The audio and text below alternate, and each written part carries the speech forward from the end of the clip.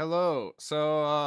I saw a tutorial on making some anime VFX, and I wanted to copy it in a way of procedural textures because I talked to the dude. He's like, "Do you have any video? Do you have a way of like just showing me how to do it?" So I'm like, there's these tutorials you can follow, and I will do my own." And so Blender Builder is the channel's name. I'll link it in the description. I'll link the video of his. Essentially, he does this by destroying the sphere with a bunch of modifiers and everything.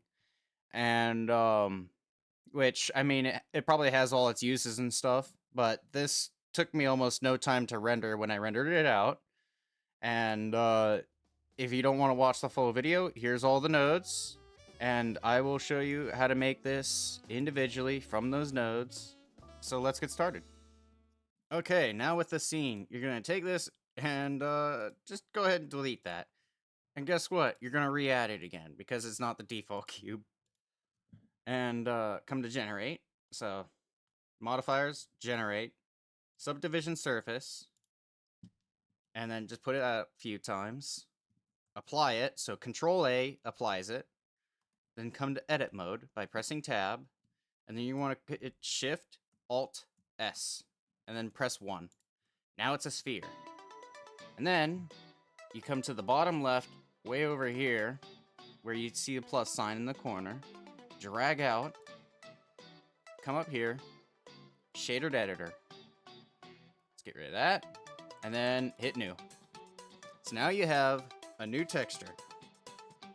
And so you're going to want this to be a shader RGB. So Shift A and then type it in. And before I continue even further, I'm going to want to make sure you have Node Wrangler enabled. So come to Preferences, and then come to Add-ons, and then type in Node. You should have Node Wrangler there. And just click the check mark on it. Okay, so the next thing you're going to want is your color ramp. So starting off with the basic toon shader, and the next thing you're going to want after that is mix shader, because this is going to be a setup of two different things going on here. This mix shader right here that we added is going to be used to determine what's transparent and what's not. So you plug that into there, and right now it's not anything special. You just have all these colors. And with this alpha right here, you're going to want to plug that into factor. What's next is you're going to want a map range. And have that right there for now. Now grab this value right here, drag this way. You're going to want a color ramp. So color of color ramp. The next thing you're going to want is a wave texture. And then you hit Control T on that. So of course you're going to want to connect this wave texture into here.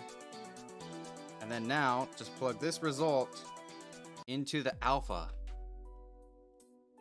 And then turn this to constant. Drag it this way. Okay, so this weird shape is very important because this is your wave texture. You're going to want to change this wave texture. So you can, it doesn't matter with like the scale and stuff. That's all, of course, of choice. But the distortion, you're going to want to turn up. I'm going to go with 25. My detail, I'm going to put a 4. So as you can see, it gives it even more waviness. And I'm going to leave the rest the same. Okay, so you're going to want to come to this rotation. You're going to click on Z.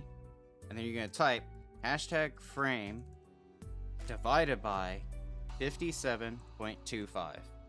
And that's what I want right now, is just for it to loop at 360. And this is what it looks like.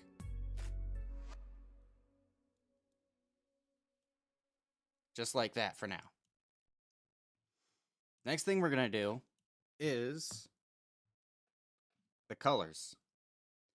Now, the colors could be anything of your choice.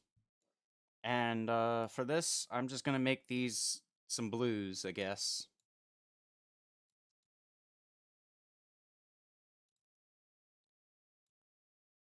turn this into a constant, and hit that. Make that lighter. Drag this. Take that.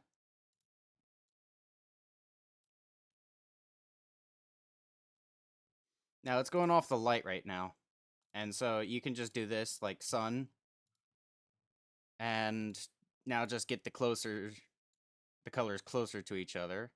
You can also come back to here, to the object in object mode, and then hit shade smooth if you want it to be a fully smooth object. Now some more things can be changed with this. So come over here, come to color ramp, drag down, and then add, so Shift A, a bump. Type in bump, and then you're going to want to adjust these values a little bit. So make that linear, and then plug this into the height. You want to decrease this, or that's up to you.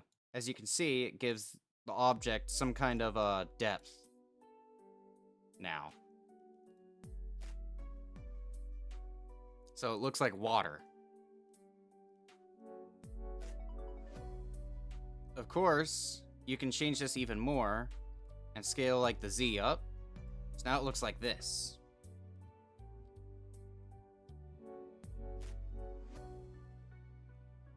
And if you think it's too rough, you can also scale this down way more.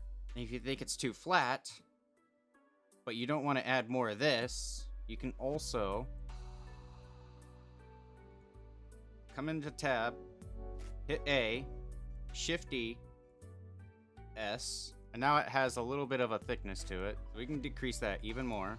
Another thing is, you can make another one of these, right? Shift D, and of course, add in a new material, and then add an emission.